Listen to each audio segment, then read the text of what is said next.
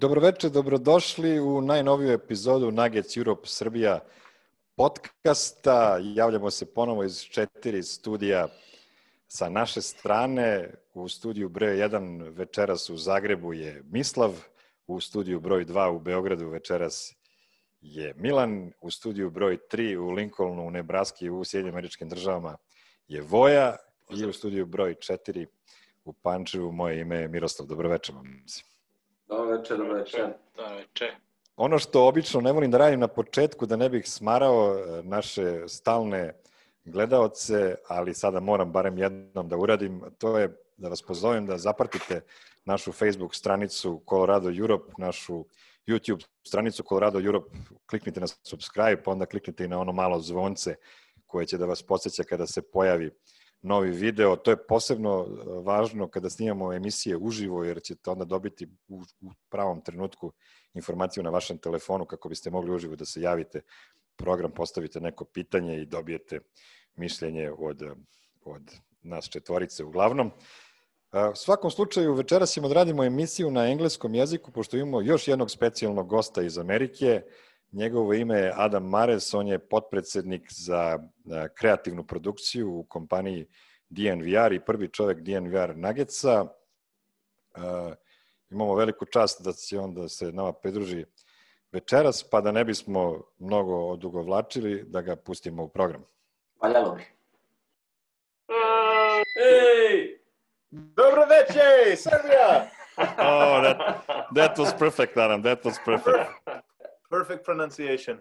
Yeah, Adam, thank you very much for taking some time of your busy schedule to visit our young podcast. Welcome. You guys know I'm always happy to jump on this thing. I was actually very insulted because Eric has been on this show. Harrison has been on this show. I believe Brendan has been on this show. Yep. Last? I get the last place slot on this one, guys. Yeah. I'm very hurt. Very hurt. Eric was actually 2 times.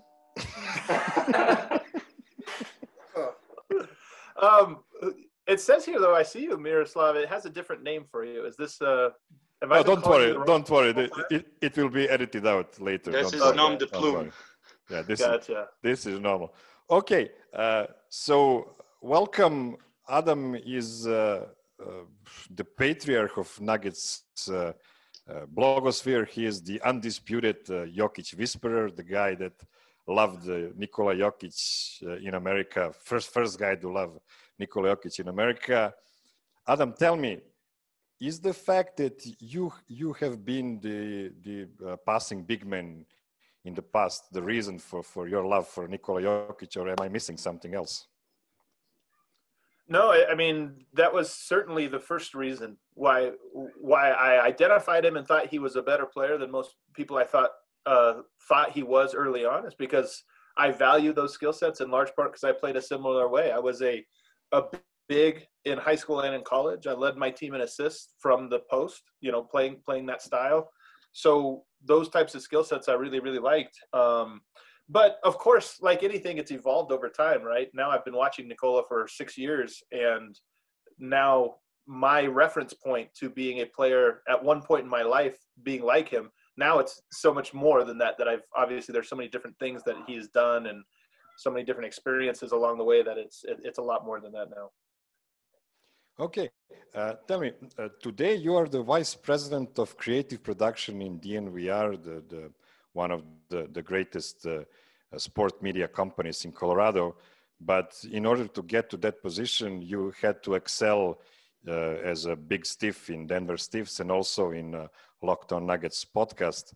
Tell me one thing. Can you tell me about your projects prior to Denver Stiffs and prior to Locked On Nuggets? What were you doing, to get there? So I think my story started off just, I think, like all of your stories are, right? I don't think for all of you, I think I've followed you guys, or we've kind of known each other now for a little while. You never could have predicted this is where you would be right now. And who knows what you would predict you will be in 5 years from now, what you might be doing. But it was the same thing. I've always loved the NBA. I've always loved writing. And there was a moment in time, I think in 2014, when analytics were first starting to be discussed amongst fans a lot. And I just started doing analytics on Twitter just for fun, comparing Kobe and Jordan, really basic stuff. And some people started asking me if I would write for free, of course. And I thought, okay, I have spare time. I enjoy the NBA. Why don't I write on this thing? Started doing that, wrote for a place I think called Analytics Game, eventually a place called Nylon Calculus and Hardwood Paroxysm. These are blogs that have kind of fallen by the wayside over the years, but at one point in time, they were part of the NBA blogosphere. Eventually getting on with Denver Stiffs, eventually running Denver Stiffs, and then of course DNVR this last year, about a year and a half ago, maybe a year and a quarter ago, first met with Brandon Spano and talked about, forming this new company and what it might look like, kind of a merger of the things they had built with their previous company, which was called BSN Denver, and the type of coverage that I had sort of created for myself at Denver Stiffs. So that's kind of it was just a random thing. I did things because I liked them, and eventually I kept getting offers to do better and better jobs. Oh, that's great. Oh yeah. Yeah, that's awesome. This is a fun one. So when did you first hear about Serbia, and like, were you aware of the rich like sports history that we have, like basketball and every sport essentially?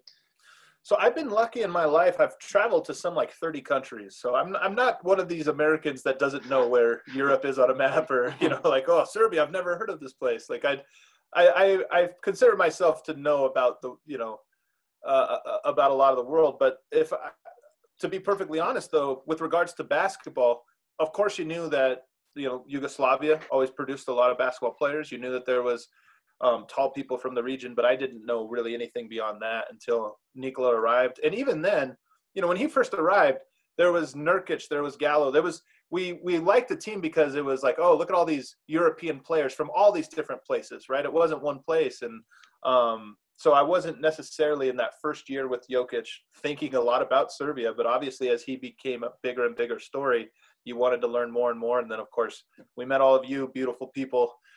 So many Serbia. I would say this: we've had Wancho, we've had all these different fans from all over. The Serbians fans are by far the craziest in both ways, good and bad. But they're, they, in a lot of ways, they made you learn about them because they're going to talk to you every single day. Every time you write a thing, they're going to let you know about it, and that's been part of the fun. Okay, you kind of this kind of follows greatly to my next question. So you said Jokic, so you haven't, like, how aware do you think? I mean, I guess how aware were you and like the kind of like a tarnish on Serbia's NBA resume what like Darko Milicic was, because that was that legendary draft in 2003, right. And him being picked second over Wade and Carmelo and Bosh, like. I wonder, like, until Jokic now shows up, was that like a black spot on or American journalism didn't even care at all about a small country that just produced one bust? What I think is interesting about that question, Voya, is, if you met an American, there are certainly things that you can't ever paint with a broad brush in any way. You would never take like, ooh, we need to find the next great German player because Dirk. Like there's the next German player to come is going to be a Hall of Famer. And it's the same with a Serbian. I imagine going forward, there's going to be some phenomenal Serbian basketball players. I also think there's going to be some terrible ones. There's going to be some busts. There's going to be some gems. So for me, I never really thought about Darko and his legacy with regards to Serbian basketball. I really just thought about Darko with regards to his legacy of Darko. I think, and what's funny, and you guys might hate this answer, more of the thought process, and Jokic was very lucky that he was the 41st pick because he came in with literally no expectation, so little expectation that when he was drafted, there wasn't a single question about him from the media. It was as if he wasn't drafted at all. So that's how little expectation that he had here locally. But if he was a first round pick, I think things would have been a little bit different because there was a guy from Georgia, Nicholas Skidasvili, who was supposed to be the next Dirk back in 2001 or 2002. I think 2002. And he was such a high profile bust for the Denver Nuggets. They wasted a number 5 pick on him that if Jokic would have gone, 13th or 8th or something like that, I think a lot of people would have said, oh no, he's the next Skida. Not he's the next Darko, he's the next Skida. Okay. Yeah, that makes well, I mean, and also I guess I don't want to, like, this is not a slight against, it wasn't like a Darko like trashing question at all, because I also have like some familial relations to him, just from like same villages and stuff. But it's kind of weird, just like how their stories are connected through their brothers, and it's just really kind of cool that his experience also shaped Jokic's in a way that now we don't have that repeated question. But yeah, obviously, like, and I think, I don't know, I mean, I can speak for all of us, like in Serbia, we all sometimes like to be underestimated. It's a better advantage, it's kind of like the Nuggets. That's why I say, like, rooting for the Nuggets is kind of like rooting for Serbia national team a lot of sense, especially this one, since you grew it from nothing, just building up through the draft. It was kind of the same. So it's just a great story. And that's why a lot of fans gravitated towards the Nuggets in this case. Because Kings have 2 Serbians now, and they used to have 2 Serbians before, but like, I don't think it's the same fandom with Nuggets and Kings at this point, even though there's like 2 of us there with like, even history, because of just how Nuggets were formed. It seems like a national team. And then also how you guys cover it, and also just like kind of, as I said, like from personal experience, like it's really brought me closer to the team because I listen to you guys and how you talk with love about one of ours. So now you're one of us because you love Jokic. I hope to make it to Serbia. I mean, our plan was to be actually right around this time. We were talking about September being in Serbia this year, and of course Corona came and put an end to that. But I shouldn't say put an end. They put it on hold. Maybe next summer, or at next postseason, we'll be able to make it out there. But one thing, Voya, that you didn't touch on that I think connects to all of this is that Denver, and I'm biased, you guys have to know this, Denver is an amazing city. It's one of my favorite cities in the world, and I've been to a lot of great cities. But the reason I like it, it's a big city. I think people think about, okay, there's New York, there's Chicago. It's not that big. There's Los Angeles and San Francisco. Like, those are the ones that matter. And then you have the little cities like Omaha and Salt Lake and Albuquerque, these cities that maybe you haven't heard of, or maybe you know of them, but you don't, they're little towns.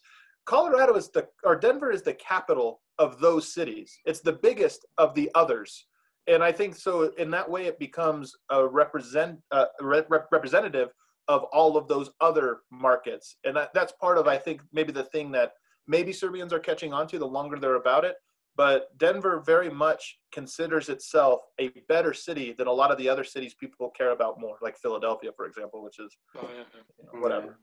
Yeah, and what Voya mentioned about Nuggets naturally growing their team, I think at this point we can say that the Nuggets are the only team in the NBA that has been consistently better for the last 5 seasons. There were no, going back and forth. They were just improving. And by accident, you are covering the Nuggets for those same 5 years. Maybe not by accident.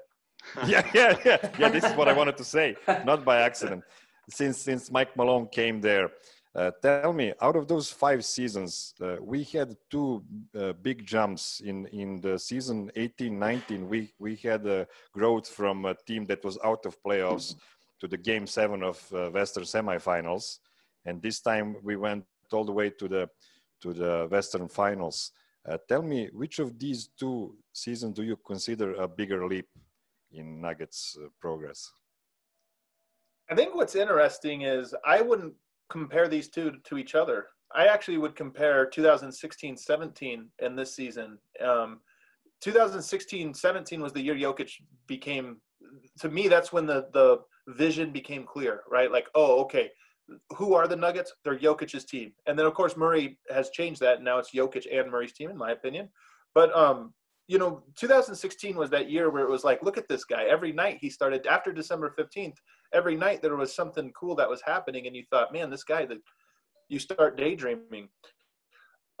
You're right that they made it into the playoffs this season you're talking about, and that was a big milestone. But to me, this season is probably tied with that 2016-17 season, because those were the 2 seasons that to me made the biggest leaps. One from obscurity, who knows who we are. At the end of the 2016-17, you knew exactly who you were.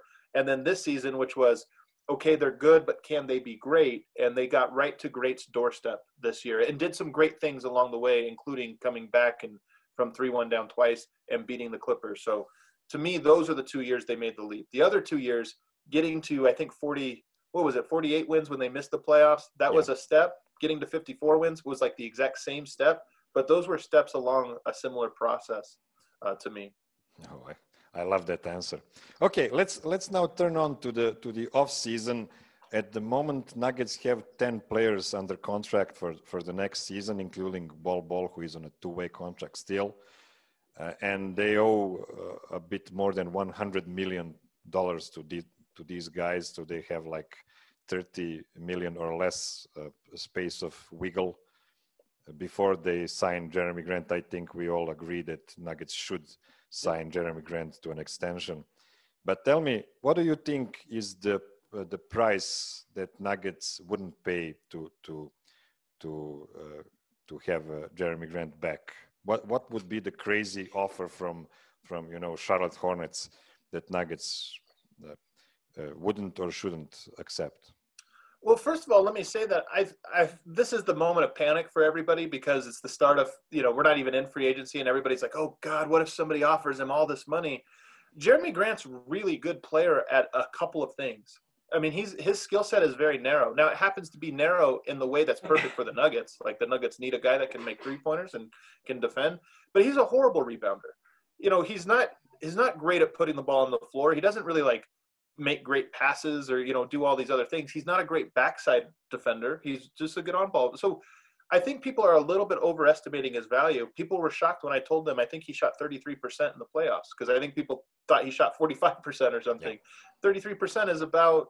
You don't call a 33% three-point shooter a stretch four. You just think okay, he can make them on time. So all that being said, the Nuggets have the advantage of being able to offer him more years. And I think that's going to be the thing that is the kicker for him, because players like him who rely very heavily, even though he doesn't use his athleticism a lot, his body is his best asset. He's so long, he's so mobile, this or that. An injury could take that out. I think 4 years, $60 million is where this is headed, and something below that. I saw people throwing out $80 million, $20 million a year. To me, that becomes a Gary Harris-esque contract. Gary Harris is a great player if he's making $8 million a year. He's phenomenal. You think you got a steal and he's a piece, right?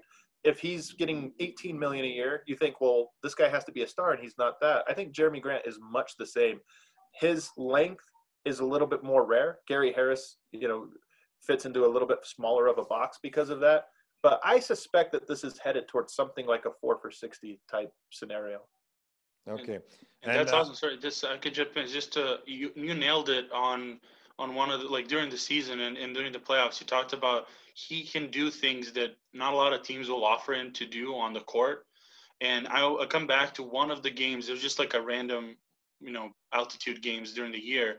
I think Vic Lombardi's son was talking about how he talked to Horace Grant, and he said about Jokic, he's like, or his father, sorry, it was like, this guy can, he passes everything. You cut, he's gonna find you. This is amazing. I've never seen, play with someone, and his dad's like, well, you should better cut then, so you can score. But that kind of added, just that comment made me think that what you said essentially is that he won't have an opportunity to play as freely and as with more roles and more interest, when you talk about handing off stuff, going off the dribble, attacking LeBron James off the dribble, and being allowed to do that, not just sit in the corner and wait for Westbrook to shoot, 90% of the times, and maybe you'll get lucky to get one 3-pointer. So that's also I think one, obviously agents get involved with the money, but I think it's pretty cool that we can see that he was getting better and seems like he enjoys it on the court. That Lakers series showed that, he realized finally, I think he's maybe a mental block clicked to I can drive and they're not going to yell at me for trying to get a layup. Maybe. I think the most encouraging thing for me for the Nuggets, he can get better. I don't know if he will, but to me, he's got the skill set that with a little bit of work can really be unlocked, because he can dribble. He is long. He is athletic. He just doesn't quite use them appropriately yet, in my opinion. But he can do a few little things that unlock all of that. But yeah, more to the point is just, it's really hard to find the right fit when you're a role player. I think Torrey Craig is better. I'm his biggest hater, the Torrey Craig hater. I'm okay with people saying that because it's true. But he's actually a good player. He's just not good with Jokic. And for him, he might be the opposite of Jeremy Grant. Go play with Russell Westbrook. Stand in the corner, and you might make 34% of your three-pointers, but you play great defense, and that's enough.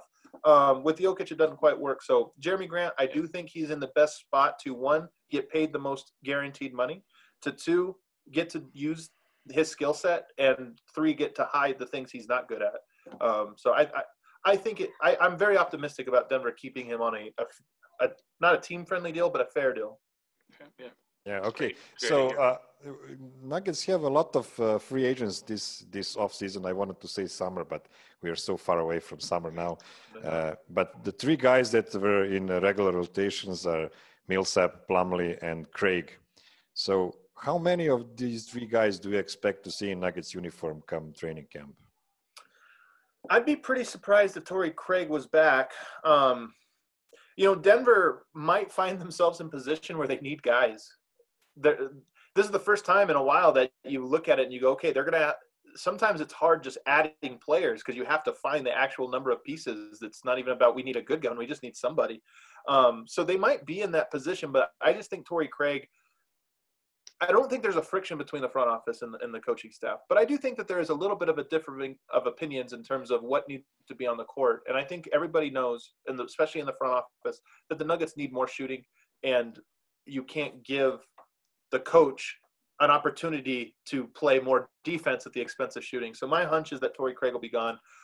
Mason Plumlee is a tough one because he is a player that is valuable more than what he's going to get this summer. Meaning this is a terrible summer for him to be a free agent. The thing we haven't talked about when we talked about Jeremy Grant is that a lot of owners are not going to spend money this summer. I don't think people realize, maybe I'm wrong on that, but I think that there's going to be a lot of owners who pass on this summer because there's going to be so much uncertainty, both in their own finances, but also in the general global economy. I mean, don't want to go too much into politics, but there's a big U.S. election that's going to be coming up right around the exact same time of the draft and everything else. And regardless of how you feel about it, there's going to be a lot of uncertainty about what the market in general will do. So if you're a billionaire, you don't know if you're headed to a real great market ahead of you or real tough times ahead of you, and spending frivolously on a backup center is probably not going to be the type of thing that's high on your priority list. So Plumlee, I could see him coming back, but only because I could see him not having a home and Denver being like, well, we'll give you a 1-year really small deal and you could try it out next year. That's one scenario that I could see playing out. Who was the last guy? Was it Millsap? Millsap, yeah. Millsap last summer, when he had a team option and the team picked it up, I was very surprised. But he said in his exit interview that he was trying to write the story his way, and this was the way he wanted his story to go. And what I heard from that was, I could go to the Warriors, I could go to the Miami Heat, and I could probably be on a championship team, but I just don't want – that's not me. And I think that the NBA right now is at a little bit of a pivot point, and we all should be rooting for the Miami Heat in one way or another, because I think that there's a lot of these players that have seen the greener pasture of, oh, I go to this place and I win a championship, and it's just this is how it works. It's not working that way for Paul George. Has any player – Kawhi Leonard and Paul George – have any players taking more of a hit in just their general what people think of them than those two guys? And conversely, Anthony Davis has seen the opposite of this, right? Now he's all of a sudden, is he the best player in the NBA? People are actually asking this question. So it's such a boom or bust situation there. But I think Paul Millsap is one of the type of guys that says, I don't need people to overhype me or underhype me. I just want to do the thing my way. And if that happens to be losing in Denver, I would rather do that than just go and win in Golden State or somewhere. I think. I will go now and say something in full Serbian mode, you know. For me, maybe I'm wrong, but this is the year that the Nuggets must not count on internal growth again, for me. There is a gap between them and Lakers, little one, but there is a gap. And the Warriors will be deadly again next year, for me. They don't need any blockbuster trade, but they need to do something that will make them better. And I think they will not. They can't count on internal growth the next year for sure. That's my opinion. Maybe I'm wrong, but I think that. Yeah, there's 4 ways to grow in the NBA, right? There's internal development, there's the draft, there's free agency, and there's trades. I think internal development is going to be a part of this because I think Michael Porter can be a fantastic player. And oh, by the way, been thinking about this a lot.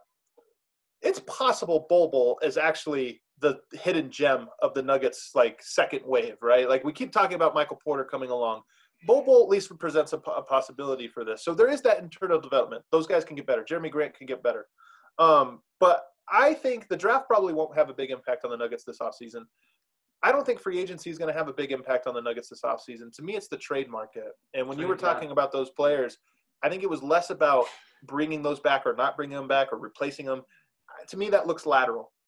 To me, the only area they can improve, to your point, is going to be via the trade market. And the guys that I look at there are Gary Harris and Will Barton. Those are your trade picks, along with like Monte Morris, PJ Dozier, maybe a Michael Porter or a Bol, all the draft picks. Those are your assets that I think you look at and say, this is where we really improve this offseason. Problem. Problem is with that because I would really love to Denver keep PJ. I'm a big fan of his. Yeah, me too. He's already there. I hope for at least two seasons from now. Yeah, and that's the thing. Like what we talked about, mentioned Grant, and so like it seems like Jeremy, Jamal, and Nikola are like the three cornerstones. Obviously MPJ. Hopefully, you hope that he's gonna boom to that. He's gonna be like the three-headed monster with those two guys, and that can be insane. And everyone comparing this to the Warriors run, Warriors building, they exploded to the title in the dynasty with like Andre Iguodala and Sean Livingston. Livingston was the guy that you can compare PJ to him a lot of ways with like his composure and his stability. And he wasn't a 3-point shooter, but he was a stable presence off the bench, a long guard. And so hopefully like that can be a mix, like how Denver is approaching these things with the don't skip steps and everything. You hope that it's going to be all of these things combined. Like, you can improve in every, get the pieces and maybe get a trade, also internal development, maybe get a free agent. So like, not just like bank on, the Lakers style or like some of those things of just get everything in the free agency and nothing internally. But so doesn't Paul Millsap feel like a part of this team? It doesn't, to me, feel like I'm not saying going forward, but the last 3 years, it didn't feel like Denver skipped a step when they added Paul Millsap. And I think there's even, for example, if they were to acquire a Drew Holiday type player, who's a former All-Star, he's a really good player. He wouldn't, to me, be like, oh, the Nuggets changed who they are. It would be more like they added a piece that fit into who they were, and they carried on with where they were going. So I think it's more those types of moves. But I'll tell you what, the sense I get, and this is just, again, me trying to read tea leaves. This is not any like somebody has told me this, but I kind of wonder if Denver feels like even Drew Holiday isn't quite needed. He would obviously they would take him, but I wonder if the moves they make this summer are actually smaller moves than that one, not as big as that one. Yeah, exactly. As I said, Iggy and Livingston weren't like talked about as the bombastic deals that the Warriors made. Like for me as like following in long enough that I do, and just how the guys like those for me when I saw those I was like, oh my God, they're winning the title with I don't know why, I was just like a big fan of Livingston from Brooklyn at that time, but that was kind of a deal. And like I hope we're getting in this direction. And like Miroslav, am I switching to another question? I just wanted to ask one more thing, because Adam, you know Tim Connolly pretty well. You spoke to him multiple times. I think you feel his way of thinking. Do you think even in these stressful times that Nuggets might use their mid-level exception this season, and they didn't use it for the last several years, and just go a bit into the tax, trying to acquire somebody, mid-level guy? Yeah. I really don't have any information on that, because I don't think it's a Tim Connolly question. That to me is a Stan Kroenke question, which gets trickled down into a Josh Kroenke question. Because I think if you ask Tim Connolly, hey, spend as much money as you want, he'd say, yes, let's spend our mid-level. Let's go and let's spend everything we have to get. Those questions ultimately fall on the billionaire owners. And my belief, and maybe I'm giving the Kroenkes too much credit, because I know that every fan base hates their owner. Outside of maybe 2 or 3, everybody's like, oh, they're cheap and this or that. I don't think there's a single year over the last 6 where I've looked at it and said they really screwed up by not spending more money. I just thought that there was a process and it didn't mean it. Going forward, it might be this summer. We'll see how things shake out. It also might be that this summer you don't go into the tax because you're setting yourself up to go into the tax for the next several years. So I don't think that the Kroenkes have to go into a luxury tax to make this team a championship contender this year. They just have to have the willingness to, and put themselves in position to, should they need to halfway through the season, do something that puts them in the tax, something next summer that puts them in the tax. They just have to be willing to do that from this point going forward. But I personally think they will. If there was no pandemic, I would have felt almost certain about it. The fact that there's a pandemic and they just built an enormous arena, multi-billion-dollar arena in Los Angeles that is going to be empty for quite a while, that worries me. And so that's the only thing that gives me a little hesitation about it. Yeah, I always forget that they own the Rams too. It's they have crazy. A lot of empty stadiums around the globe, not just countries. And so we can. So I'm gonna go in. This is an interesting question, just for an improvement standpoint, and just how we were during the season. And then I'm gonna do like a quick, rapid fire, like 2 or 3 like questions, just on free agency or like just fit of players. So The thing is that always also pisses me off, and I think it does to you too, is that we never blow people, like destroy teams when we have the upper hand. Like we don't, put the foot to the gas and just like or their throats. And it really does seem like that's kind of a Jokic personality trait, or do you think it's more of a Malone? I personally think it's Jokic just because he's playing basketball. He's not I'm going to kill every opponent that I have. He wants to have fun, and it's nothing wrong with that. It's just that, and Malone, I think he would if he could. If he could make the team do that, do you think he could? What do you think about how we can improve on that end? Just because we can lose a lot of minutes on good minutes that we can rest players during the season if we don't, you don't put a team away and just waste time on the court. Well, the Nuggets, actually, their players play fewer minutes than most teams. If you just look at total minutes or minutes per game, Jokic is lower, Murray is lower. A lot of guys are playing 35, 36 minutes. So that second part, I do think there's a value to the Nuggets blowing teams out, but I think that Malone does a very good job of managing their minutes as players throughout the course of the year. But to your point, to your question, I think that it's really a confluence of factors. One of them is what you said, Jokic. It's his personality that he doesn't always step on a guy's throat in the first quarter when they have an opportunity to do so. They don't draw fouls. And drawing fouls is one way to really blow a game open, because not only do you put their best players on the bench, but you're also at the foul line, set defense. You're getting points without the clock moving. Like, those things play into it. They're not a great three-point shooting team. I do think you add a couple more three-point shooters, and those 8-0 runs can turn into 15-0 runs, because you get hot. We watched that Warriors run for 4 years. Clay and Curry could make back-to-back three-pointers with each other, and you just knew that if they were open the next time, they were making it, and it would snowball. They had all these 10-0 runs in them. So I think it's a bunch of those different things, and then also the pace. The Nuggets play so slow that you play faster, you have a better chance of a wider gap in the game. So I think it's all those things. I do think that Jeremy Grant and Michael Porter Jr.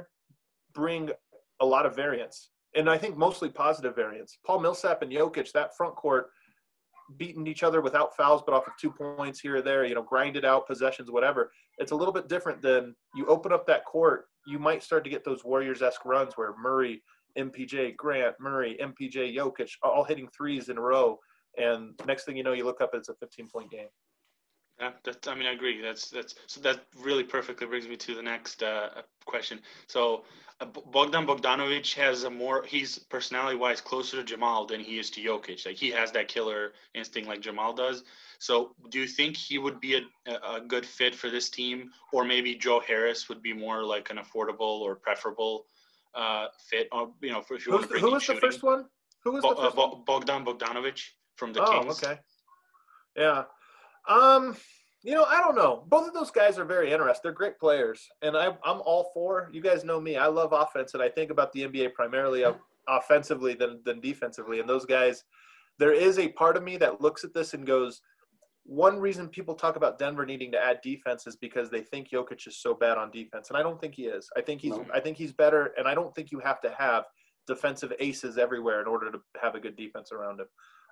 That being said, part of me does wonder what it would look like with 4 shooters around Jokic, and if they just win the way that the Dallas Mavericks did this year, but maybe just a little bit better, where you're 130 to 125, but you keep winning because nobody can keep pace with you. So there's something to that.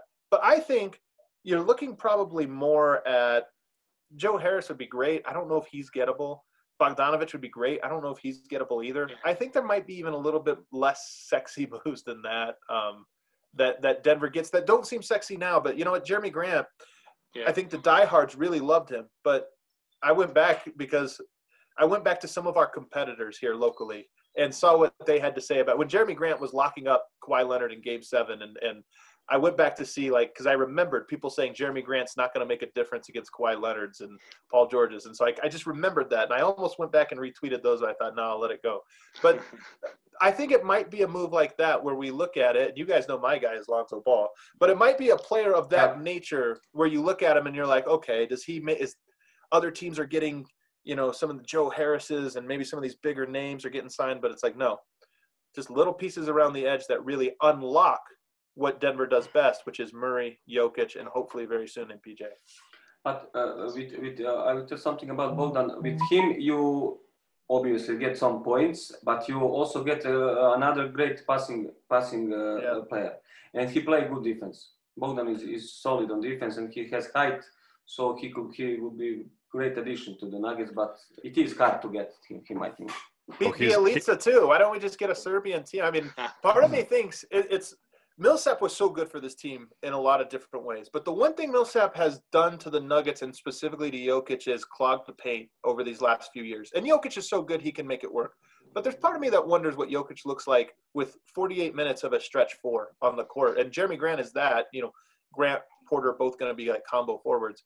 But if you just don't bring in one of those on the block guys, if you just never have that, part of me wonders, I don't know, maybe Denver's offense gets back to the best, most exciting version of itself. But if the defense can be maybe not as great as it was with Millsap, but maybe close. Maybe you're building towards that or something similar. I don't know. We can bring Miles Turner. Miles Turner. Yeah, I've seen people throw that one out. I think that one. Okay, so I'm going to skip a couple and then go back to Vlatko because I really want to have a fun question with that. When you said about the stretch four, this is one that I like when I watched Dallas series against the Clippers was like, if I don't think Dallas would, but like, what would Maxi Kleber be an interesting fit if Dallas would accept the trade? He's like a stretch four that really, you know, he's limited, but what he does well, and he's athletic. I don't think I've seen him miss a rotation against the Clippers. With that, you said, I mean, they're not a great defensive team, but he was so good, and he also was like, you know, there was a default choice of guarding Kawhi.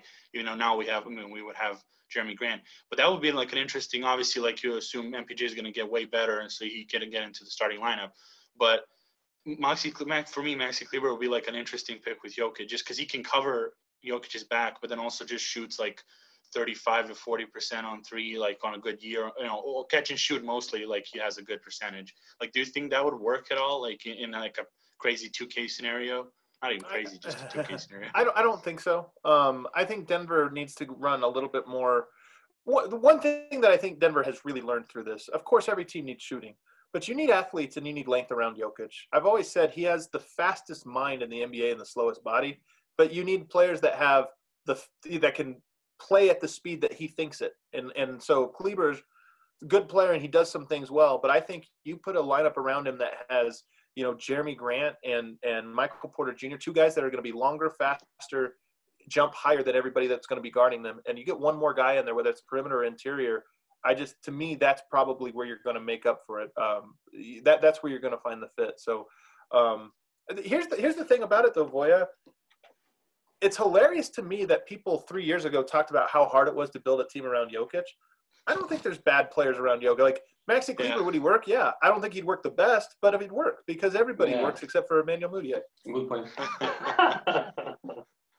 Oh my God, God bless him. Yeah, I'll go wrap. So, I guess because this is a lot of like obviously I wanted to do a lot of Serbian-centric, Yugoslavian-centric questions. I've got time. If you guys, you don't have to rush through it. I've got time. Oh, okay. I made time for you guys. I don't know if it's like 2 a.m. in Serbia or what, but it's close to midnight, I guess, with you guys. I'm in Nebraska, so I'm good.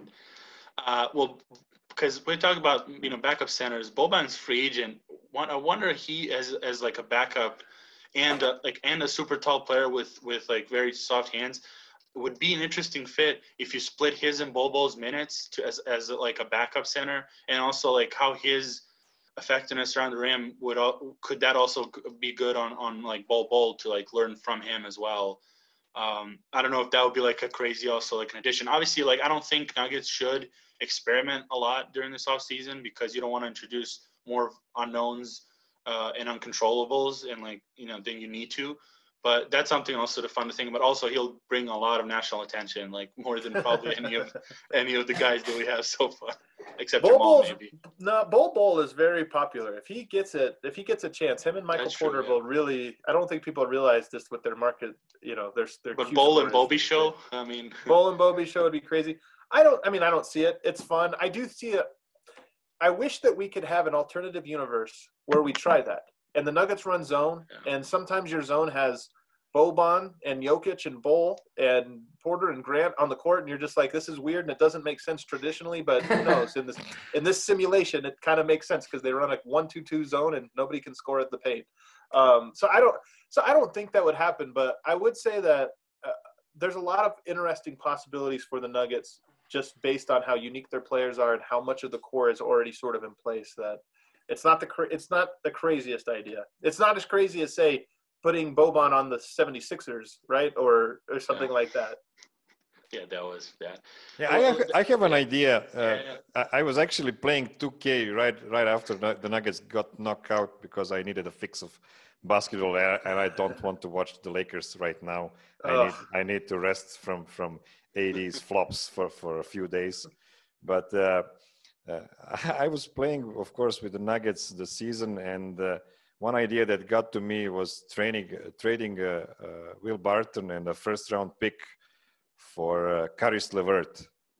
What do you think about Caris LeVert on this Nuggets team? He's a tall 6'7" guy, pretty good shooter, good athletically. What do you think about his fit? I'm a little mixed on him, and it's tough because the way that the Brooklyn Nets play is so different from how Denver plays, and he sort of – it's hard sometimes to know, is he playing who he is, or is he playing to the circumstance that he is in, and can he adapt because it would be so different? So he has an interesting skill set. In theory, it works, but in my experience watching the NBA, oftentimes, like James Harden, for example, great player, could he play with Jokic and Murray? On paper, you would sit there and go, of course, look how good he could shoot the three, he can run pick and roll, he can do all this stuff. But it's like, yes, but for the last 5 or 6 years, he's only played one style, and in theory, that style can change, but in practice, it's always a little bit harder. Caris LeVert's an obviously watered-down version of that because he's not the player that James Harden is, but it does make me wonder, could he be off ball for 95% of his offensive possessions? Because that's what he would need him to be. He'd need to move the ball quickly and occasionally attack out of those options, and that hasn't been his game, so I don't know that it will be. Yeah, we will see him this season next to Kyrie and KD and see what happens to him. We probably won't, to be honest with you. I don't think he'll be there. I was going to say, I think a lot of teams are going to chase him.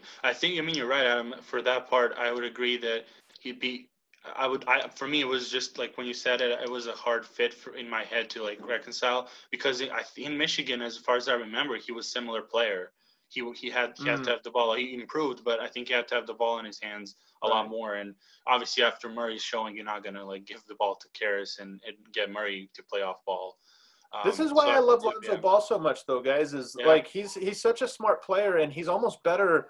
It's weird because people think of when you're off ball, that means you're a shooter, right? But it's not always. I mean, we're seeing Rajon Rondo throughout this playoffs be a great floor spacer. Part of this is he's hitting threes, but he's not taking that many. It's just that if he gets the ball on a swing, he's a threat to do 4 or 5 different things with it and usually make the right play off of it. And I think that Lonzo Ball can hit a wide open three, so you can't just leave him open over and over again. But more to the point, you get your main offense, and the ball stays in Jokic's hands a lot. And when it does swing to him, he gets in position to get it back to Jokic in a favorable way that I just think it would keep the ball moving. And also, I mean, you can add a wrinkle of Grant and him pick and rolls with a high flyer, that kind of stuff. Great. I mean, it's hard to sell him. I know what you're saying. I understand from basketball. It's really hard to sell him at this point after the bubble when he scored 50 points. And then one of those is a 15, 16 point, 20 point game was in already they were out of the playoffs. So I know why you're saying these things, that I agree. It would be really, I don't know how the fan base would react. And even people listening to this would be like, oh my God, Lonzo, because of traditionally how he got into the league with the jump shot and everything. It might be a harder sell, but maybe those are the moves that you might need. Those small, unsexy moves that Denver might make to get the whole thing rolling and get the championship finally. So yeah, I don't know. You guys have anything to add?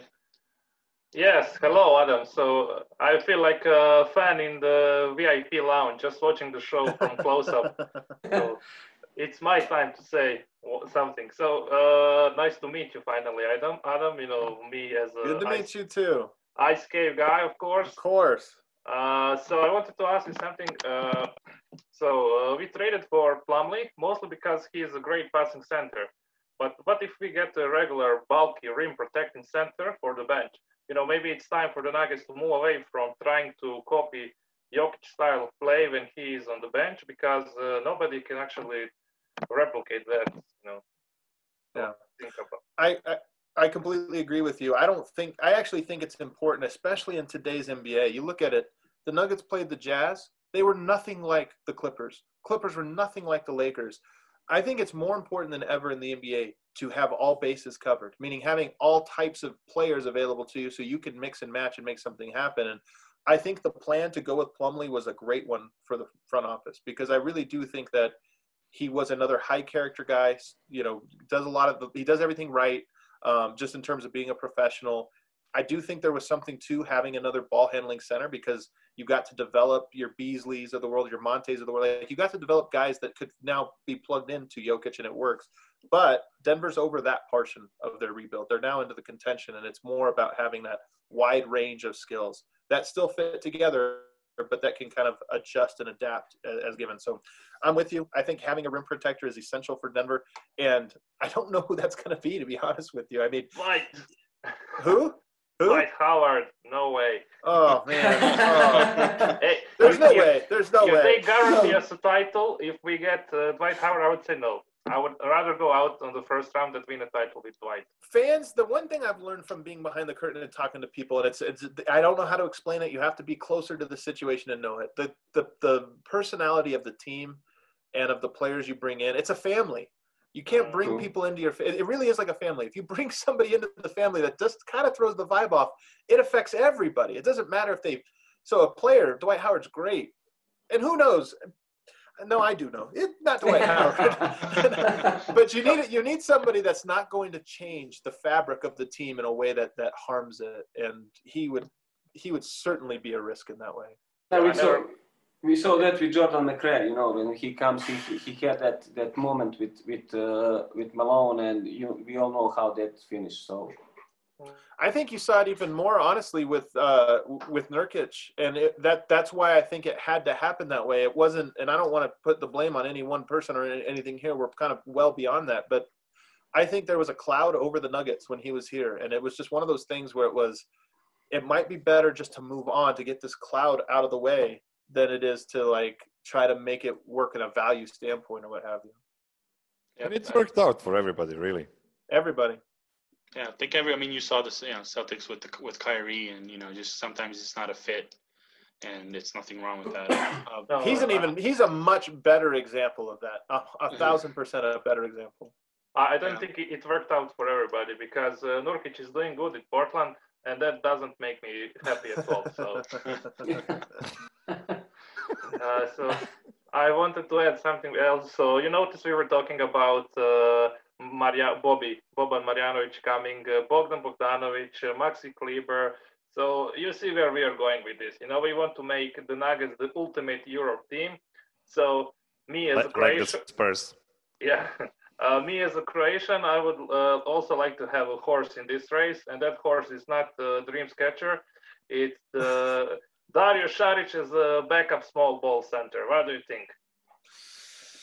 I like Saric a lot. I'm one of these guys that was still high on him. Like, I never got off the bandwagon. He was presented to be a superstar, and I think that, this is a perfect example, right? Dario Saric was packaged. What was he, the 5th or 6th overall pick? So he was high, 13, wasn't he? 13. 13. Either way, but he was talked about as like, Hezonja was 5th, yeah. He's a protege. Once he gets over, wait till you get. He was almost presented like Luka Doncic, this guy that sees the court as this incredible, through the matrix. He sees it, and if he was a second-round pick, I just think people would be like, man, that guy really has some great value. Look at how smart he's, versatile. He can do all these different things. He got good size. Can't really shoot, but it's okay. So I like him. I don't think he fits this team anymore, because for the reasons that we just talked about the center position, I think you need to have some athletes. I think you need to have some length. And you need to have a guy that is meaningfully different to what Denver does. And I don't know if he's that. So I could only offer you 2 horses in this race. So it was either Šarić or Hezonja. So it was just elimination. Yeah. Yeah, because we can't get Bojan. He's in Jazz. Yeah, he's locked in. Zubac is in the Clippers. Bojan superstar. Bender and Žižić came back to Europe in the Maccabi. So that's it. So I think, Adam, you described. Yeah, so Adam, you described Vlatko, didn't you? Just athletic dude that sets good screens and is different than Jokic. I wish Vlatko had a role, because it's funny that he was part of the 7, right? And I always think this wasn't a complete coincidence. It wasn't, maybe it's a little coincidence, but it's not when you get into the playoffs, you really see that it's all about if you have weaknesses, not if you have strengths. And I think Vlatko almost certainly has weaknesses. He's just not very quick on his feet defensively. Mm-hmm. Like he moves his feet, he does everything right, just slow. And unfortunately, that's probably going to be the thing he can't overcome. But you do see those pictures of him. He's only 6'9". I wish he was 6'10", because then I could talk myself into Vlatko being like some type of beefy big guy, but I just don't know if that's who he is. Just prior to this show, I just rewatched the Utah Denver that the game. 7. Yeah. It was crazy, man. He was good, and those screens he set were so strong, and he just does. You know me, I love players that don't make mistakes, because let Jokic and Murray be the decision makers. Everyone else just don't screw it up, and he's like first team all don't screw it up. Him and Juancho. Juancho almost never stepped outside of his role when he was playing with Jokic, and that's why I loved him. If he didn't have it, he just gave it back to Jokic and said, do something else. Oh, we have breaking news. Doc Rivers signed with the 76ers. Oh. It's official. I don't think that ends well. Yeah. I don't think that's going to fix the problems, guys. No. Yeah, the biggest problem is that we can play with Sixers only in the finals, so. Yeah. It'll be hard. We can't get him fired another time before the finals. So we can try. Though, this could have been us. Every team when they start a rebuild, they just see a championship and this linear growth. And Philadelphia, everybody thought they were the team that was going to go step by step to a championship. Yeah. And now I look at them and I think, look, they have 2 phenomenal players, really, truly phenomenal players. They don't necessarily fit great, but they have 2 phenomenal players. I don't know what else they have. They don't have flexibility, and I don't know if Doc Rivers is the guy that's going to scheme them past the Miami Heat, the Milwaukee Bucks, the Boston Celtics. I think that process is coming to a close very soon, maybe this year. That's why they don't skip steps, right? Yeah, true. Yeah. So I'm gonna keep going. So we're talking about next season too. We know you're high on MPJ. But at this point, we got to go a little bit Serbian on this because our, guys start really early. He's 22 and, we know that he's missed a couple of years and stuff. So, but I still see that there's some fundamental flaws in his game that, obviously raw potential, but so defensive intuition is on one end and he can, you guys talked about it enough on the other shows that he can fix some of the schemes and stuff. There's this one thing that I noticed through the season, and especially in the playoffs when they start doing these close-up replays of his jump shots and stuff. For me, as I was technically a big, but a jump shooter. His foot stance is a little bit off to me. He's not really consistent all the time. So if you look at Klay Thompson, Duncan Robinson, all these elite shooters, which he has. He has the feel to me that to be in that era. That rarefied air with KD and those guys. He has sometimes his foot stance. I don't know if you know what I'm talking about. It's his foot stance sometimes are really close together. His feet are sometimes off, and so we can see in the first half against the Lakers, he hits a few clankers because of get the happy feet going and shuffling. Do you think so? This is something that we obviously got to speculate. He had some bad comments. We talked about it too on this shows and stuff. How committed do you think he's going to be to working on the details, not just the I'm going to learn defense schemes and then just be fine with my offense, but how committed do you think he's going to be on working on those details and then maybe even changing some of his own style of watching Duncan Robinson coming off of screens, Klay Thompson passing out of high screens and stagger screens. Do you think he's ready to, he's 22, as I said, at this point he should, Luka's way younger than he is and, some of these players. do you think he's ready to take on that chunk of, or do you think it's going to be maybe a couple of years for that to happen? This offseason should be just step by step. I predict his learning curve will be really steep because I agree with you. I think his fundamentals are kind of bad.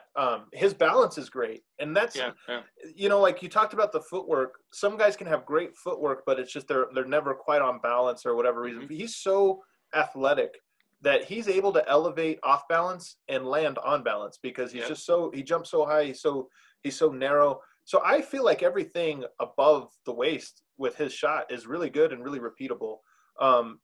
And I actually think, and I wonder about this, I wonder how much the footwork is actually important because players are starting to come off of screens more and more, move more and more, shoot at weird angles more and more. And it seems to me like your launch point from the jump is less important from your release point on the shot. So players are kind of learning to adapt with that.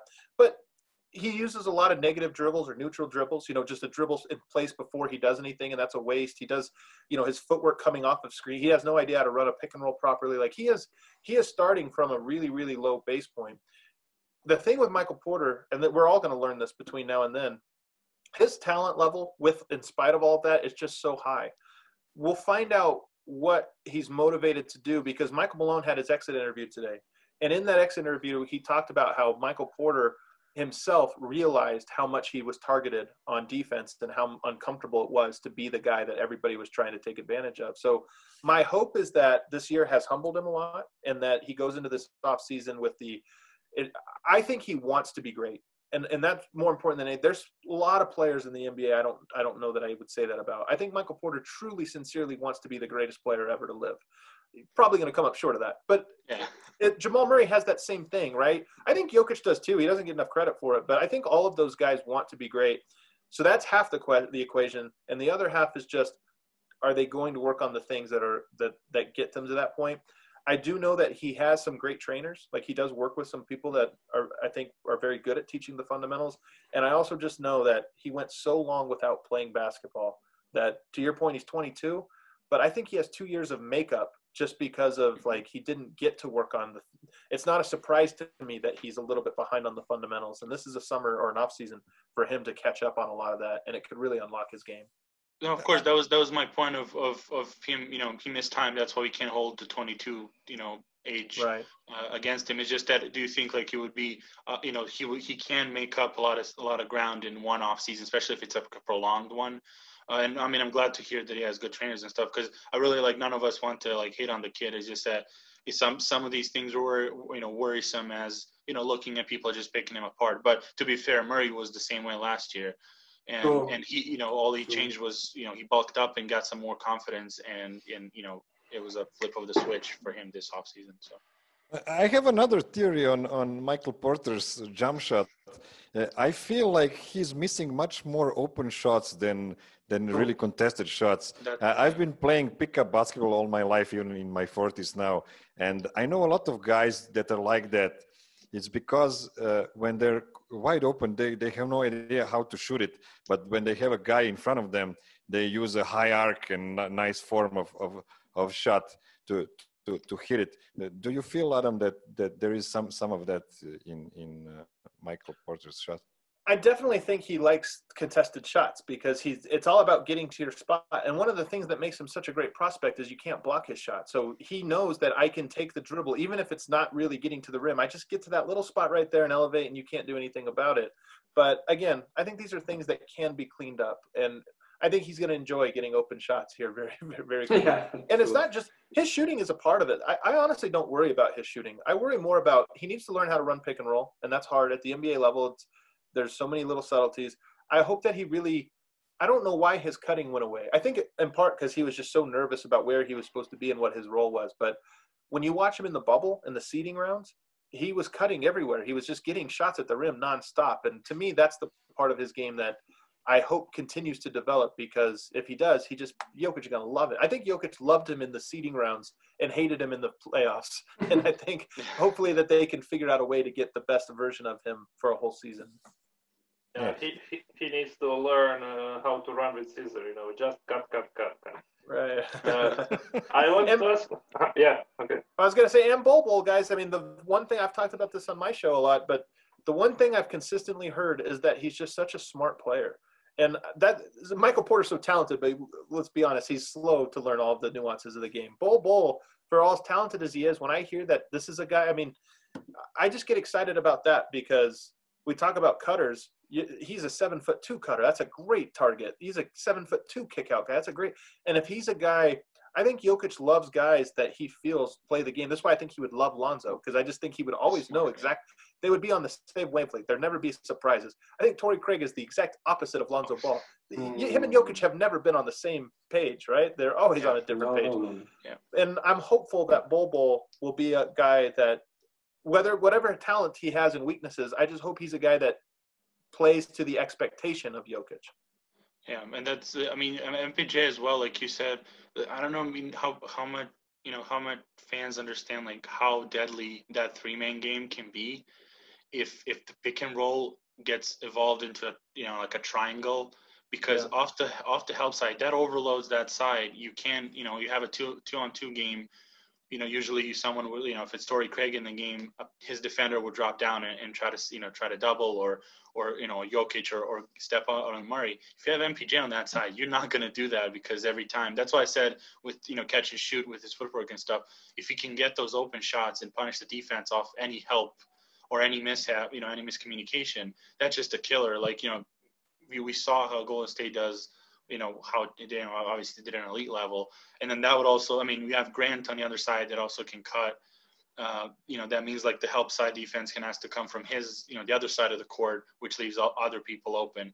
And so I hope like someone can get Michael Porter excited about the non-flashy things that don't really, like, sometimes maybe don't show up on the stat sheet as, you know, you made this basket, but if he stays home, you know, if his defender has to stay home, that's technically his basket because Murray has an open layup because after a pick and roll. So like that kind of stuff, I would be excited, honestly, as a, you know, shooter. Like I would really feel excited to play again with, you know, Jokic and Murray and their pick and roll game, because you're going to have open shots, especially with Jokic too. It's like all day long. I hope Michael, the big question with him outside of his health is just, does he want that? And I hope he does, because it actually is the best thing for him. He just might not know it just yet. Yeah. Like he might think that the ball in his hands more is better for him, but no, the way people talk about and evaluate the NBA now is people understand efficiency like they didn't 10 years ago. Carmelo used to be this exact player. He never grew in Denver. I know this was before, I'm guessing a lot of you guys were really watching Denver, but Melo never changed. I mean, he was in Denver for 7-8 seasons, and he was the same player at the end. He was better, just a better version of the same player. And how do people talk about Melo now in Denver and New York? It was a disappointment, right? This was a guy that him and LeBron James were even in their rookie season. It was not even close to that by the end of it. So I hope Michael Porter understands that and sees it, and I hope he buys in. And I'm optimistic about it.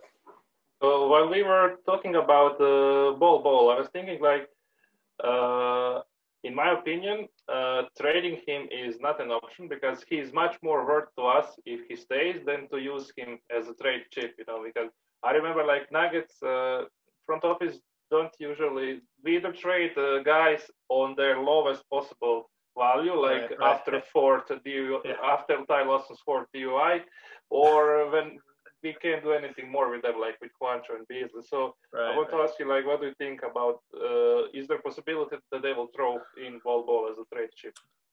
There absolutely is, and it might be a good one. I don't know. My thought with Bol is the best thing that they did, and it went under the radar last year, they signed him to a 2-year, two-way deal, which means Denver has his rights for a whole nother season at nothing, $75,000 or something like that, very, very little. So they can extend him the way that they did Monte Morris. And I think it's probably how this plays out, either this offseason or into next season. You can end up getting him for 3 years at a much and maybe 3 years, $15 million is like a risk for the Nuggets, because you have a guy on your salary cap for 3 years. But if it hits and he's a good player, you think like, oh my God, this is a Draymond Green type deal, right? Where all of a sudden this guy is one of your most important players and he's getting paid like 8th most on the team. So with Denver, they best know Bol. I just know that they're very high on him. They, you know, the reviews coming out for both from the players, from the coaching staff, and the front office about him are very, very high. So I suspect Denver is in a great position to turn that asset into a really good contract value. Okay, Adam, I think we agree on that that the best way for the Nuggets to improve this season is by trades. And I have a theory that the trade will come either on the draft night, using their draft pick to add it to something else and get a player like that, or they will wait again until the trade deadline like they did last season. So let's assume they do not do anything right now and just wait for the trade deadline. There are three guys that can be involved in these trades, and we love all three of these guys. So this is a very dark part of our podcast. So it's either Will Barton, it's Gary Harris, or it's Monte Morris. These are the three guys you can use outside of ball, of course. So how many of these guys do you think we will see in next season's playoffs? Great question. Not counting Will Barton injuries. No, of course. Well, I was thinking about this the other day. How sad is it that Will Barton has grown this team? He's been right there, and he has never played in the playoffs. I know he did last year, but it was on one leg. He's never gotten to I keep saying this. What if Will Barton is like Jamal Murray in the playoffs? It just goes to this whole other level. We'd never know it. Probably not, but I feel bad that we don't know. I'm going to say one, and I don't know which one it is because I'm with you. I would guess Gary Harris the most likely to be gone. I don't know. We'll see what the market is for him, but he seems like, I know there's teams around the NBA that like him very much, that still believe in him as this piece. Monte Morris maybe second most likely to go. Well, all three of them, honestly, I feel like are very good chances of them being traded. I said this before, but it was weird to me that Will Barton left the bubble and never came back, because we know that Vlatko also injured himself, I think even worse than Will Barton did, and did some rehab for a while, but eventually made his way to the bubble and joined the team. And, who knows, read into that what you will, but all three of those guys, I think you're right. There's a really good chance that those three guys are involved in some sort of trade. And, the names that we've thrown out tonight are the names that you would expect there. Drew Holiday, Lonzo Ball, those types of guys probably require those players to make a deal happen. Yeah. Is Gary Harris now even, does he even have a positive trade value? What do you think? Some teams value guys a lot, and he gets paid a lot of money. So it would be tough, but I don't think it would be like a straight up kind of deal with Gary Harris. I think it'd be more of somebody's high on him and they're willing to take him and Monte and a first rounder, to make a deal happen. I mean, Billy Donovan might like him. Yeah? It's his style of player. I mean, I don't know. It's just, obviously Connor Shovis is the GM there, and Billy Donovan is, right. Defensive guys usually are on his teams are really good. So who knows? I mean, I don't know if there's someone from Chicago do want to get, but I would suspect that he might be one of the GMs that would want Gary if he could, especially as a locker room presence in a rebuild. Gary Harris to me is a great sort of example for the Nuggets with how they handle Jeremy Grant, because right now Jeremy Grant just feels like that can't miss super. We know how value he truly is, right? And the truth is, he's really valuable as an addition to this piece. But what if he doesn't shoot well anymore? What if he doesn't do some of these things? And that's what happened with Gary Harris. He looked like he's really good, but who knows? Maybe he's a star in the making. It turned out that he's actually a really good defender and a very inconsistent offensive player. Yeah, that's true. Okay, so let's now go even further to the future and tell me, knowing what the Nuggets achieved in the last 5 seasons, what would be the bar for them for next season for you to say, okay, this season 6 is still a success, is still we are still on the right trail? What is the bar for that? I mean, I do think you enter the point right now where a championship is what you're aiming for, and everything short of that in some ways is a failure. But I say this every year, and every year it's true. All you can do in the NBA, especially when you're Denver, is put yourself in position to win a championship, and then let the chips fall where they lie. I mean, Anthony Davis hit a buzzer beater. It happens. Yeah. You have to put yourself in position enough times that buzzer beater is in your favor at least once. And I just think Denver is in that. I don't think they're going to enter next year as the title favorites. They probably won't be in the top 3 title favorites. But I think that should be good enough and competitive enough that you never get into a series that you feel like you had no chance. And I don't feel like that happened this year. I mean, I thought the Nuggets had a chance against the Lakers. It wasn't a good chance. But again, ball bounced the wrong way, a couple tough calls, and they're out of it. I think next year that margin gets a little bit thinner, but they're still going to be in a series where I expect it to be at best a 50-50 series. And that to me is all you can hope for. Honestly, like for me, is if we make the conference finals and make a good showing, but we made the conference finals without a game 7, like, I mean, it sounds, you know, funny because they always play game 7s, but if they can take care of business on the way to the conference finals and then, you know, get a slugfest going, maybe lose in 7 even, for me, that would still be a decent, you know, successful enough season to show that there's some progress because you didn't struggle on the way there. You actually, like, show that you belong, and then it just kind of, you know, if you play the Lakers again, you can expect some of those, like, bad bounces, bad calls, you know, to go against you, but maybe you win 3 games. Obviously, like, the finals and championship is, like, you know, the you know, the clear success. But for me personally, that would be even better, just to see them go through Jazz in like 5. And, you know, some of these teams that, like, you think they're you know, they should be lesser teams than you are, you know, worse teams. So, like, try to go through them without any, like, difficulties.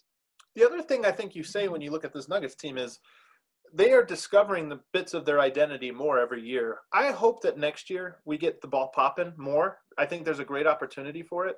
I hope that Michael Porter becomes a piece of the offense in a more natural way. That would be another thing. And so it's things like that. I hope that if they lose Paul Millsap, or even if they retain him, I hope that their defense improves, not goes backwards. So those are the types of things you look at that say, and then once you get there, look, sometimes you can't control. I don't know that Denver next season, I feel very confident saying Denver's not going to be the type of team that you say, oh, it would be a failure if they don't win it all. Like, they're that much better than everyone else. But you just hope that they improved at what they are, moved in the right direction, and then put themselves in position to win a series against anybody. Now, when you mentioned the ball is popping, I wanted to ask you, can it coexist? The ball is popping and Jamal Nikola 2-man game. Absolutely. And so here's the thing that people don't realize, and this is it always comes back to Lonzo Ball with me, doesn't it? Because this is another Lonzo question. Lonzo will be in Denver next year. I hope so, yeah. Even a Drew Holiday, though, can make this happen. You have to break the defense down somehow. Russell Westbrook does that by just being so dang fast that you can't, like, stay in front of him if he gets ahead of steam. De'Aaron Fox does it that exact same way. Luka Doncic does it with all these herky-jerk moves and he just such control of the basketball. Jokic and Murray 2-man game gives you a half step. That's the advantage of it. It gives you a half step on the defense. Once you swing that ball out, you either make the shot off of a half a step advantage, or you turn that half step into a full step advantage. You do something else that compounds it, and you keep compounding it. And this is where I think when the ball gets popping, it's usually because of something that happened, whether it's a Jokic post-up, defense doubles. Okay, they're compromised. Now let's find the way to keep it happening. And to me, the Jokic to Murray 2-man game is the number one way that the Denver Nuggets create half-step advantages. The ball popping is when you take that and get 2, 3, 4 passes on the back side of it, and now you've created a full or even 2-step advantage. And that's why I think guys like, you know, smart player. If there's one concern about, the numbers don't bear this out. The numbers say Jeremy Grant and Michael Porter Jr. next to Jokic and Murray are fantastic. But if you added one other cog in that machine, it would be a very smart player that runs that backside action that turns every little advantage into a big one, and then the ball finds whoever it is at the end of that. Maybe it's back to Jokic. Maybe it's over to Grant. Maybe it's over to Murray. But whatever it is, you turn the little advantage into a big one. So you invented the term the ball is popping. I wanted to invent the new term that is a mix of 2-man game and the ball is popping, and 2-man balls are popping. Let's workshop it. Let's keep working it. Let's keep workshopping. You're onto something. You're the one talking about the balls. Ball, Lonzo Ball. The ball is popping. I'm sorry. The man's 2 balls are popping. I don't know. I guess, I mean, Manscaped didn't make this show. Hey, this is the perfect time to say thank you to our non-existent manscaping sponsor. Adam, so like you said, for the ball is popping, maybe Miroslav might send you, I don't know if you've seen this, the USA versus Serbia in the Olympics right before the Jokic season, 2016. There was a prime example. Like if you ever want to put on a list like what the ball is popping is, that video when the Serbian team started with like Jokic was on the team as like Teodosic and like those guys, the ball went around like 3 or 4 times in a circle and Jokic had a clear layup, and it started with just a one pick and roll. That was it. And then it started just going, and it was just like playing tag with the ball or like keep away with the ball. So that, you know, we might send you that just so you see, because that's literally what you said is we started with a 2-man game and then it became just a full offense that ended up in a layup. So the other part about this is that Jokic is the best at getting the ball popping. It's just that he's also creating the action. So another direction Denver could go. What's the speediest player the Nuggets have had on their roster over the last 5 or 6 years? There's not a lot. They haven't had fast players. There is the idea of if you gave them a fast point guard that gets a half step just by virtue of running a pick and roll or doing something else, and you swing it over to Jokic, well, he's going to get the ball popping because he's just never in that position because he's the one creating the advantages, not taking advantage of them. Okay, great. I think this is a good point where we can finally get this podcast to a close. Adam, you've been really, really busy last couple of days, really last several months during these playoffs. You've made this awesome limited series with George Karl, keeping it 1,000. If anybody missed that, please just go find it on the DNVR Nuggets podcast channel because it was wonderful. You also had some amazing shows with Matt Moore on Locked On Nuggets, and you also had brilliant shows with DNVR guys, all of our guys. Please send our best regards to our brother from another mother, Eric. You guys no. You have to have me on the show again immediately because I can't. You gotta even it out, even it out, man. Okay, so now that part 2 starts. Yeah, exactly. Wait, I have one more take if I can enter. Yeah, please. Adam, like it's hard to have my own takes about the Nuggets because I mostly have takes that are influenced by your takes, you know, because for me, you're my Nuggets Oprah, you know, whatever you say, I believe in that. Oprah, yeah. And for a few guys, you know, DNVR guys, you're my second favorite Colorado quartet, and this is my... Oh my gosh, look at that. That's my favorite Colorado quartet. So I wanted to ask you, like, for a few guys, who would be who from South Park? What do you think? Oh, man. I want to be Randy Marsh. I don't care if it fits or not. That's mine. He's the best. So he's by far the best. You got integrity. Yeah. We don't really fit that, man. We don't fit it. It doesn't work. I wish it did, but it doesn't quite. Eric, Cartman, D-line. Maybe in shape. You guys know something funny? Because I used to be, my first career aspirations were be a screenwriter. I actually wrote an episode of South Park one time on, so go figure. Whoa. It never got made, of course, my God. but it's a little, now you know a little fact that almost nobody knows. So there you go. That's my dream job, actually. Exclusive. Exclusive. Okay. Maybe I'm getting famous enough one day I can get it to them and they'll actually try to make it for me. Yeah, that's right. Okay. Please, everybody, follow DNVR, subscribe to DNVR service because it's not only the best possible Nuggets coverage and all the other Colorado clubs coverage. It also helps our guys from DNVR to keep doing what they're doing for the next several very exciting Nuggets seasons. Adam, thank you very much. I know you're just very eager to start your small vacation for a couple of days now. You've deserved it, and please join us again near the start of the new season. Happy to anytime, guys. This was fun. Thank you. Thank you, Adam. Pozdrav. Ciao.